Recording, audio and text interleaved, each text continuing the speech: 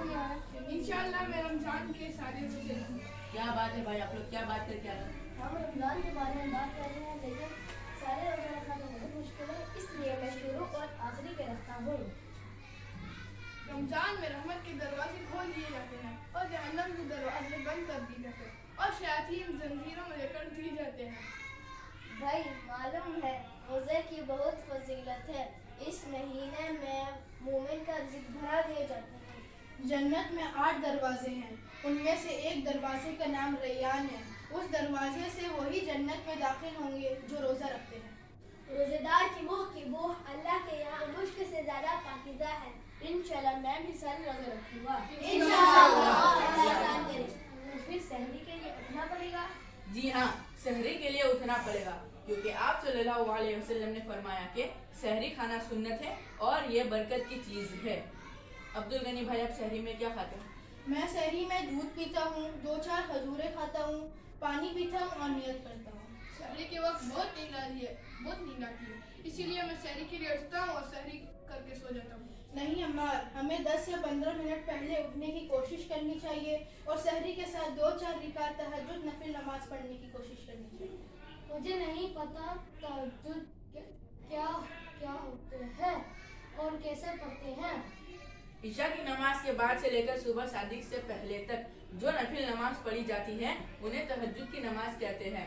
आप सल्लल्लाहु अलैहि वसल्लम ने फरमाया कि रात की नमाज यानी तहज्जुद पढ़ा करो, क्योंकि तुमसे पहली उम्मतों के नेक लोगों ने भी इस नमाज को पढ़ा है और ये तुम्हारे गुनाहों का कफ्फारा करने वाली है और तुम्हें गुनाहों से रोकने वाली है। आप लोग सहरी खाने के बाद क्या करते हो? मैं सो जाता हूँ क्योंकि मुझे सहरी के वक्त बहुत नींद आती है। फिर फजर की नमाज कौन पढ़ेगा? भाई फजर की नमाज जमात के साथ और थोड़ा बहुत कुरान तिलावत करने की कोशिश करनी चाहिए। अम्मार भाई, आपका क्या तरतीब होगा कुरान पढ़ने का रमजान में? मैं इंशाअल्लाह हर नमाज के बाद 5 पेज पढ़ूंगा और एक दिन में एक पारा खत्म हो जाएगा और इंशाअल्लाह सारे रमजान में एक खत्म कुरान हो सकता है। पूरा कुरान रमजान में खत्म इतना सारे कैसे पढ़ सकते हैं? रमजान का वो महीना जिसमें कुरान नुज़ूल हुआ, सारी इंसानियत की हिदायत की और रहनुमाई के लिए। रमजान कुरान का महीना है। ये इस महीना में हमें ज़्यादा से ज़्यादा अच्छी तरह से कुरान पढ़ने की तिलावत करनी चाहिए और नमाज जमात के साथ पाबंदी से पढ़नी चाहिए। अच्छा, फिर मोबाइल टीवी और गेम्स कब खेलेंगे? भाई रमजान का महीना सिर्फ गेम खेलने का और टाइम पास करने का नहीं है, बल्कि रोजा आँख का भी है, हाथ का भी है और जुबान का भी है। हर आज़ा का रोजा है और इस महीने में हमें ज्यादा से ज्यादा कुरान तिलावत करनी चाहिए।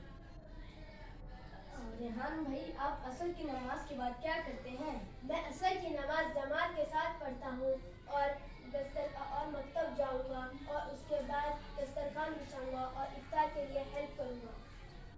रमजान के पहले 10 दिन का रोजा को पहला अशरा कहते हैं। ये रहमत का अशरा है।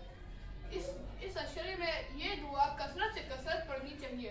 रब्बिग़फिर वरहम व अंत खैरुर राहिमीन। अम्मार भाई, मुझे ये दुआ नहीं आती, क्या आप मुझे फिर से पढ़ा सकते हो? रब्बिग़फिर वरहम व व अंत खैरुर राहिमीन। दूसरा 10 दिन यानी 11 से 20 को दूसरा अशरा कहते हैं। ये मग़फ़िरत का अशरा, दुआए अस्तग़फ़ार, अस्तग़फ़िरुल्लाह रब्बी मिन कुल्लि ज़ंबिन व अतूबु इलैह। गनी भाई, ये मुझे नहीं आती, एक बार पढ़ाएंगे? अस्तग़फ़िरुल्लाह रब्बी मिन कुल्लि ज़ंबिन व अतूबु इलैह। और आखिरी 10 दिन यानी 21 से आखिरी तक आखिरी अशरा है। ये निजात का अशरा है।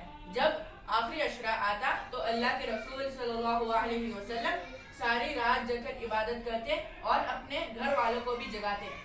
इस अशरे में यह दुआ पढ़नी चाहिए, अल्लाहुम्मा इन्नका अफ़ुव्वुन तुहिब्बुल अफ़्व फ़अफ़ु अन्ना। मुस्तफा भाई, मुझे ये दुआ नहीं आती, क्या आप मुझे ये पढ़ा सकते हैं? अल्लाहुम्मा इन्नका अफ़ुव्वुन तुहिब्बुल अफ़्व फ़अफ़ु अन्ना। जो कोई किसी रोजे روزے دار کو افطار کرا دے تو اس کو روزے دار کے جتنا ثواب ملے گا اور روزے دار کے ثواب میں کچھ بھی کمی نہیں ہوگی۔ ہمیں اپنے پڑوسی کی بھی خیال کرنی چاہیے۔ افطار کے وقت کار کلین کرنے والے انکل کا بھی خیال کرنا چاہیے۔ خبوز دکان والے انکل جدھر سے ہم ڈیلی روٹی لیتے ہیں ان کو بھی۔ ہمیں کولڈ اسٹور والے انکل کو بھی افطار کروانا چاہیے۔ جو ڈیلی گھر میں صفائی کرتے ہیں ان کا بھی خیال کرنا چاہیے۔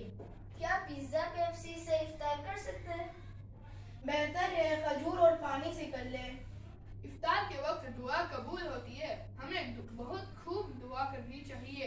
حضرت عبداللہ بن عمرو بن عاص رضی اللہ عنہ سے روایت ہے کہ رسول اللہ صلی اللہ علیہ وسلم نے فرمایا افطار کے وقت روزے دار کی دعا رد نہیں ہوتی۔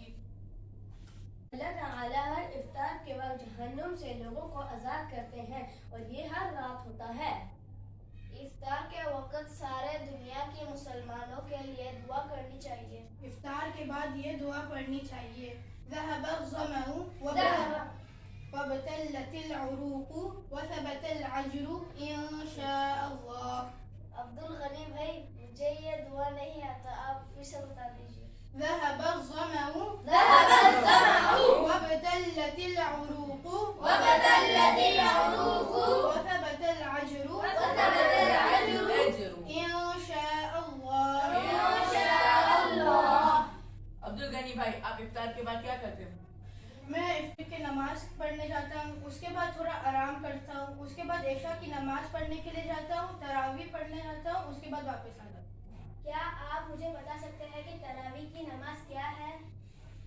رمضان کے مہینے میں جو نماز عشاء کے بعد جماعت پڑھی جاتی ہے انہیں تراویح کی نماز کہتے ہیں۔ جو کوئی بندہ دن میں روزہ رکھے اور رات میں ثواب کی نیت سے تراویح کی نماز پڑھے تو اس کے پچھلے گناہ معاف کر دیے جاتے ہیں۔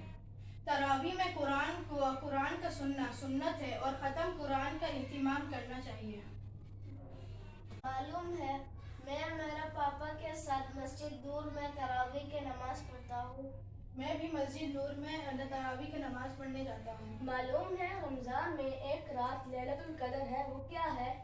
حضرت عائشہ رضی اللہ عنہا سے روایت ہے کہ رسول اللہ صلی اللہ علیہ وسلم نے فرمایا شب قدر کو رمضان کے آخری عشرے میں اس کے طاق راتوں یعنی 21، 23، 25، 27 اور 29 میں تلاش کرو۔ اس رات میں کیا کرنی چاہیے؟ جو بندہ اس رات میں عبادت کرے گا اسے 1000 مہینے کا ثواب ملے گا۔